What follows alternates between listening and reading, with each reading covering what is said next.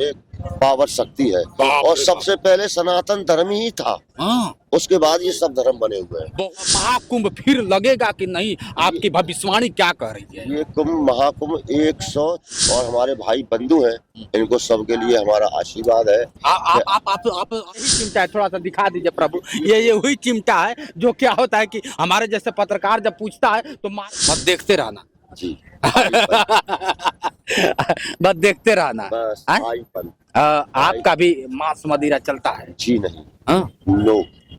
मित्रों, मैं मौजूद हूँ महाकुंभ मेला में, और महाकुंभ में ना तरह तरह के शक्तिशाली, जिसे कह लीजिए पूरा देश जानता है कि अगर सनातन धर्म, और आज जिस देश को ऋषि महर्षियों का देश बताया जाता है, वैसे ऐसे ही लोग क्या होता है कि उस देश को देश बनाने में अपना सहयोग दिए और तपस्या करके यहाँ तक लाए। महाराज जी तपस्या में लीन थे, मैं इनकी तपस्या को रोक दिया। पहले तो मैं क्षमा भी चाहूंगा और क्षमा प्रार्थी हूँ, और नागा बाबा हैं, और इनसे जानने का प्रयास करते हैं कि महाकुंभ में कब से आए हैं, और महाकुंभ में जिस तरह से कितने साल बाद लगा है, फिर लगेगा कि नहीं लगेगा। बाबा जी आज क्या भविष्यवाणी करेंगे, बस वीडियो में देखिएगा। महाराज ये महाकुंभ कैसे है, थोड़ा सा बताइए। ये महाकुंभ का मतलब होता है जैसे 4 जगह कुंभ होता है। अच्छा। प्रयागराज, हरिद्वार, नासिक और उज्जैन। इस पृथ्वी पर हमारे 4 ही सरोवर है। अच्छा। प्रथम सरोवर नारायण सरोवर, जो पाकिस्तान बॉर्डर अमरनाथ जब जाते हैं तो पाकिस्तान बॉर्डर पर नारायण सरोवर पड़ता है, क्षीर सागर। दूसरा सरोवर पड़ता है हमारा कैलाश मानसरोवर, जहाँ हमारे भक्त लोग गण लोग जाते हैं। तीसरा पड़ता है हमारा पंपापुर सरोवर, जो कर्नाटक में पड़ता है। और चौथा पड़ता है ब्रह्म सरोवर, जो पुष्कर के अंदर पड़ता है। और पहले तो हमारा सभी के लिए, इस कुंभ मेला में आए हुए भक्तगण के लिए, संत जनों के लिए, महर्षियों के लिए हमारा हाथ जोड़ करके सबको नमस्कार है। बताइए, सोचिए कितना सरल संत हैं। लोग कहते हैं कि संत, आजकल के संत नहीं रहेंगे। अरे ऐसे संतों से मिलिए, कितना सरल स्वभाव है। उन संतों से क्यों मिलते हैं लोग? आज कुछ लोग कहते हैं कि ढोंगी भी करते हैं। ये कितना सत्य है बाबा? ऐसा है, सनातन धर्म में ऐसा होता है कि दृढ़ विश्वास है, पूरा विश्वास कोई नहीं कर रहा। अच्छा। पूरा अब विश्वास अपने परिवार वालों पर नहीं कर रहा है। तो संत जन महाजन, सतयुग, त्रेता, द्वापर और कलयुग। सतयुग के बाद पहला अक्षर आता है एक के बाद आता है 2, तो 1 के बाद 3 क्यों आया? सतयुग, फिर आया त्रेता युग, फिर आया द्वापर युग, अब ये चल रहा है वर्तमान कर और युग।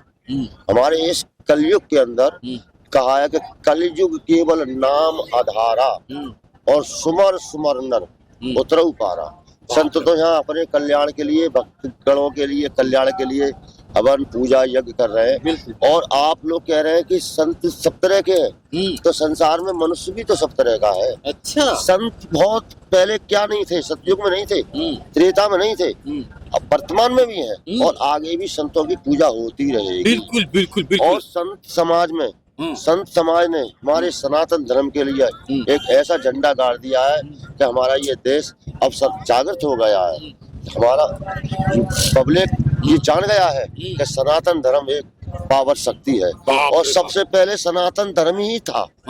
उसके बाद ये सब धर्म बने हुए हैं। बहुत बड़ी बात। अगर बात कर लिया जाए अब महाराज जी, महाकुंभ फिर लगेगा कि नहीं, आपकी भविष्यवाणी क्या कह रही है? ये कुंभ महाकुंभ 144 वर्ष बाद ऐसा सहयोग बना है। अच्छा। महाकुंभ का। अच्छा। जो हम और आप देख रहे हैं। जी महाराज। ये कुंभ आने वाली जो पीढ़ी अब आ रही है जी, इस पीढ़ी के लिए ऐसा महाकुंभ का सहयोग शायद है ना हो।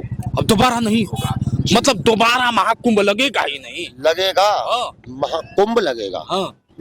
12 साल वाला कुंभ लगेगा, अध कुंभ लगेगा, कुंभी लगेगी, महाकुंभ भी लगेगी। मगर ऐसा देश आने वाली जनता के लिए ऐसा देश नहीं मिलेगा जो इस समय पर महाकुंभ के अंदर ये ऐसा सहयोग बना है। इधर अयोध्या रामलला का मंदिर जागृत हो गया है। इधर देखो हमारे महाकुंभ की तैयारी, और बाबा हमारे योगी आदित्यनाथ ने इस कुंभ मेला के लिए और भी भव्य कुंभ बना दिया है। अच्छा, कुछ संत लोग कह रहे हैं कि बाबा ने कुछ व्यवस्था ही नहीं किया। उन संतों को क्या कहेंगे? वो भी तो संत हैं, आए हुए दूर दराज से, लेकिन योगी बाबा पे ही सवाल उठा रहे हैं महाराज। साधु संत सन्यासी, साधु संत सन्यासी ये तीन होते हैं। अब इसमें से संत क्या कह रहे हैं कि सबको सही है, और उसमें थोड़े से संत हमारे उनको वो नहीं मिल पाई है व्यवस्था, तो वो अपनी कह रहे हैं, मगर सबकी व्यवस्था यहाँ कुंभ में अभी 26 फरवरी तक यहाँ कुंभ मेला ऐसी जागृत रहेगा और चलता रहेगा और दर्शन मेला होता रहेगा। और मैं इतना ही कहूँगा, इतने भी भक्त हैं, हमारे पत्रकार हैं और हमारे भक्तगण हैं और हमारे भाई बंधु हैं, इनको सबके लिए हमारा आशीर्वाद है। आप आशीर्वाद दे रहे हैं, लेकिन आप जैसे लोग पत्रकार को ऐसे चिमटा थोड़ा सा उठा दीजिए। चिमटा उठा के क्या होता है कि मारना भी चालू कर दे रहा है। देखे होंगे, यही चिमटा है, थोड़ा सा दिखा दीजिए प्रभु। ये वही चिमटा है जो क्या होता है कि हमारे जैसे पत्रकार जब पूछता है तो मारा भी जाता है। ये कितना सही है? इतना ऐसा ही ना, वो अवधूत होते हैं जो ऐसा काम करते हैं। अच्छा, अवधूत मारे सोटा भागे भूत, वो तो किसी को भी मार सकते हैं। अच्छा जी हाँ। और ये डागा सन्यासी जो होते हैं, डागा होते हैं, सन्यासी होते हैं, हमारे महंत होते हैं, श्री महंत होते हैं, हमारे माम मंडलेश्वर होते हैं, हमारे माम श्री महाराज होते हैं, ये कभी ऐसा कर्म नहीं करता। आखिर कौन है जो इसी वाले चिमटा से ऐसे ही सवाल करता है और शुरू हो जाता है? वो ऐसा है बेटे, वो अवधूत होते हैं, मगर हम किसी को गलत नहीं कहेंगे। हम इतना जरूर कहेंगे, सभी संत भगवान की जय। हर हर महादेव, हर हर महादेव, हर हर जटा शंकरे नमः पार्वती पते हर महादेव। सोचिए, बहुत अच्छा, बहुत अच्छा। सोचिए, ये भी एक संत है, और संत की संतई क्या होती है महाराज जी ने आज साबित किया। लास्ट आपसे सवाल करूंगा कि आप में भी क्या होता है कि दो लोग बताए जाते हैं, कुछ अघोरी होते हैं, कुछ इस तरह से, ये क्या है? अघोर पंथ होता है क्या है? थोड़ा सा क्लियर कर दीजिए। अघोर पंथ भी होता है, नागा पंथ होता है, सन्यासी पंथ होता है, दिगंबर पंथ होता है, ऐसा होता है। आपका पंथ कौन? हमारा जूना अखाड़ा, और हमारा पंथ है आई पंथ। अच्छा, आई पंथ। मत देखते रहना जी। बस देखते रहना बस। आई पंथ। आपका भी मांस मदिरा चलता है? जी नहीं, नो, बीड़ी भी नहीं, सिगरेट भी नहीं, शराब भी नहीं। अरे बाप रे बाप जी। लेकिन यहाँ तो लोग कहते हैं कि जब तक हम क्या होता है कि मानव कंकाल लपेटे रहते हैं, मानव का मांस नहीं खाएंगे, तब तक हम जिएंगे नहीं। ये कितना सत्य है? वो अघोरी है।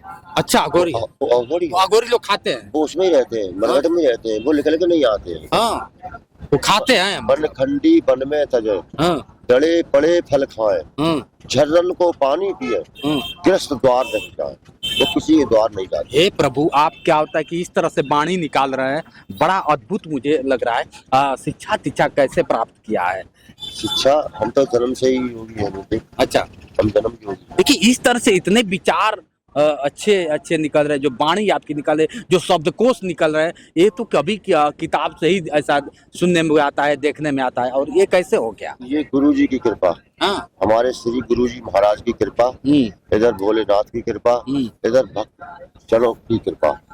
हमारा इसमें कुछ नहीं है, हमारा तो केवल एक योग साधना है, तप है और अपना भजन है। और जो भजन से प्रसादा मिलता है वो सच्चे भगत को बांट देते हैं। क्या बात है, मिली है ऐसे साधु से। और आपके मुंह पे तमाचा है जो कहता है कि क्या होता है कि उठा के कुछ भी मारने लगता है, सुनने रहता है। मैं देखिए किसी का विरोध नहीं कर रहा हूँ, लेकिन सच्चाई है कि एक साधु को और एक संत को कैसा रहना चाहिए, ऐसे महापुरुष से मिलके समझ में आज मुझे आया। आपको आया कि नहीं आया, कमेंट करके बताइएगा। आज के लिए इतना ही। बने रहे वीडियो के साथ। मैं हूँ जितेंद्र और आप देख रहे थे जोश एक्सप्रेस। नमस्कार।